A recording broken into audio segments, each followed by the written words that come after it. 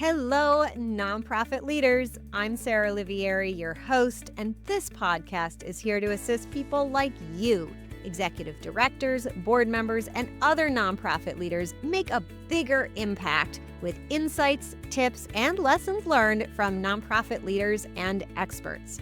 Having been an executive director, a board member, and now a consultant and coach, I truly understand the challenges you face. And that's why I'm here. I'm all about working smarter, not harder, so you can make a bigger impact without the burnout. And so is our sponsor, DonorBox. DonorBox isn't just a suite of helpful fundraising tools, it's a partner that helps you raise more money and supports you in retaining your donors. I love their forward-thinking approach. Visit donorbox.org to learn more. And don't forget to sign up for the Inspired Nonprofit Leadership newsletter, where you'll get bite-sized, actionable tips just for nonprofit leaders like you, delivered weekly to your inbox. Sign up at inspirednonprofitleadership.com/sign up. Okay, let's dive into today's episode. Hello, nonprofit leaders. I love helping nonprofit leaders run their organizations better. And today I'm wondering if possibly poor communication is causing your departments to work in silos, or if something else has happened and you feel like your departments are working in silos. Well, if so, give me the next 5 to 7 minutes of your time, and I'm going to share with you a few tips to break down those silos. First, let's talk about why it is so important to be mindful about breaking down silos in your organization. And silos are, right? Like, let's just make sure we're all on the same page here. Silos are when one area of your organization doesn't necessarily know what the other area is doing. And maybe there are opportunities to collaborate happening and being missed because people are just off doing their separate things.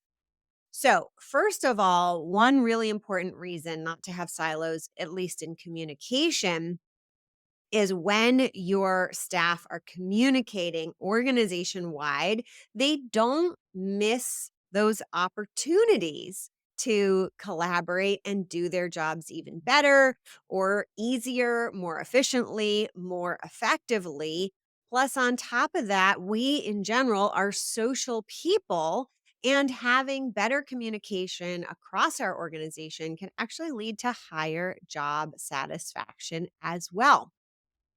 Breaking down silos also fosters a sense of inclusion and purpose among staff, which is one of those reasons why it can help increase staff retention and job satisfaction.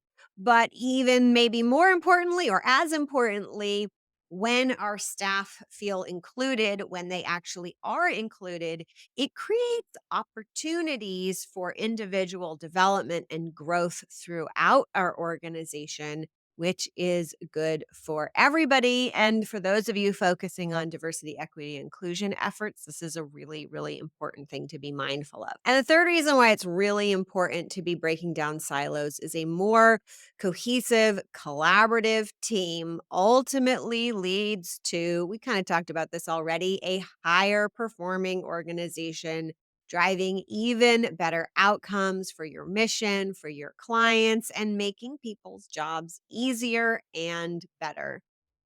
All right. Let's get down to what to do to either prevent silos or reduce the impact of silos at your organization. First, it's really important to have some sort of regular cross-departmental meeting or check-in. In the impact method, I like to teach a model of what's called an issues meeting. And in a very large organization, we may have kind of sub issues meetings by departments around issues related to them, but we always have organization wide issues meetings, and we have this agenda structure that keeps it efficient and effective even when there's a large group, and gives the opportunity for the whole organization to potentially weigh in or really understand the true nature and the true depth to which an issue is potentially impacting maybe even the entire organization. These organization wide meetings or sessions, they don't have to be very long. Consistency is key.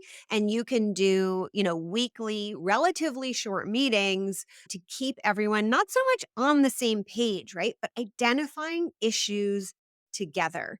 And they help everyone understand what are the active pieces that are going on in the organization beyond the day to day that everyone is aware of. And with the day to day that everyone is aware of, they kind of just keep things top of mind for everybody, creating a more cohesive organization.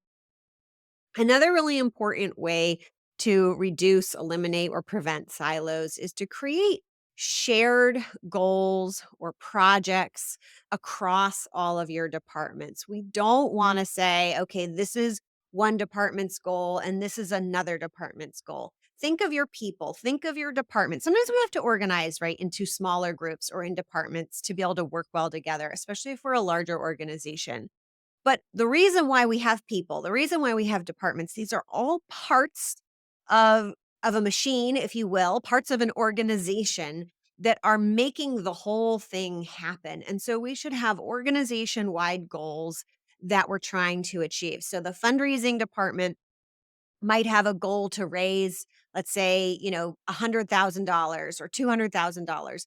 But that isn't just for the sake of raising money. That is connected to achieving maybe the organization wants to grow. Maybe that's the money that needs to sustain the current operations. Maybe you want to start a new program. Maybe you want to expand your team, right? It's connected to, we always have a reason why we're raising money. And then how are we going to design that program and grow that program, right? We need to be collaborating in order to have the most impactful fundraising efforts and the money and the resources and the support we need to start and maintain and continue other non-fundraising initiatives as well.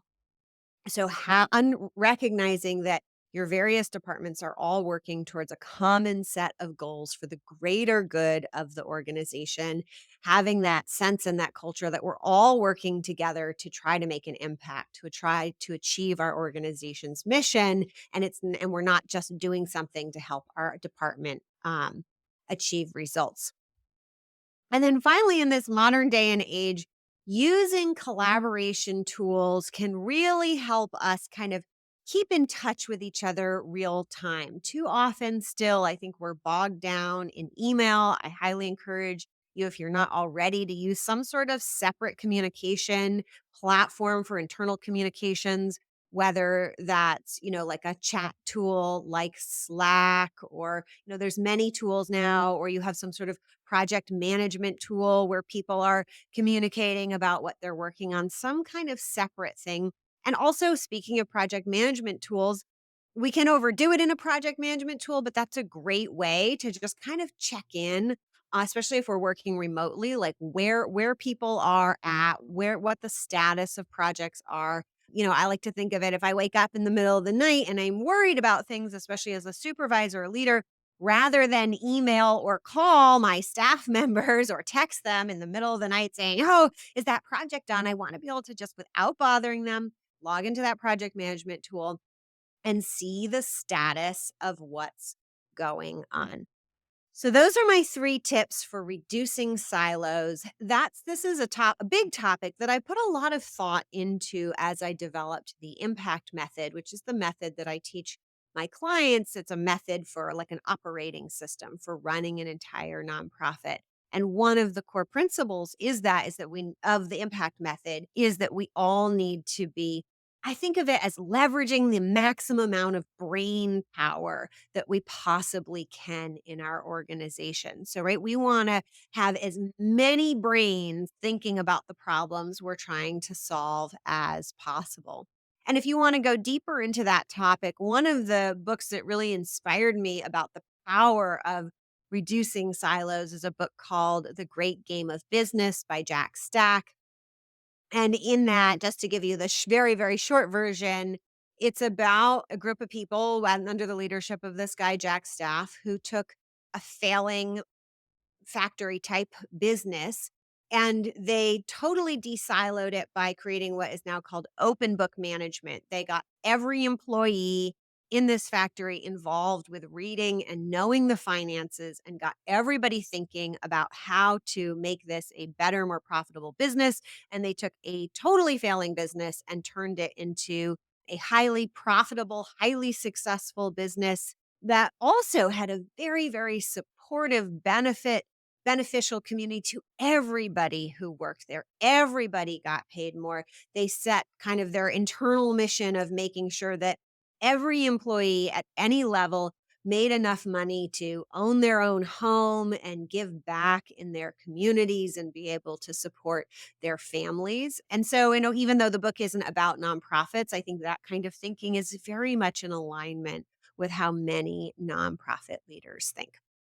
If you would like more tips like these in your inbox, I deliver a weekly newsletter. It's more of just a quick tips rather than a full newsletter through the Inspired Nonprofit Leadership newsletter, which you can access at inspirednonprofitleadership.com/sign up. I also will send you announcements about updates coming up, times that I go live, and stuff like that. Until next time, it is such a pleasure to be with you all, and I look forward to being with you again very soon. Until then, all the best. You've been listening to Inspired Nonprofit Leadership. Thanks so much for tuning in. Be sure to subscribe so you don't miss a single episode or the bonus episodes. And while you're at it, please leave a rating and review, and be sure to share with your friends and colleagues. Tune in every week for more useful insights and wisdom on nonprofit leadership. Thanks so much for all you do for the communities you serve. Until next time, all the best.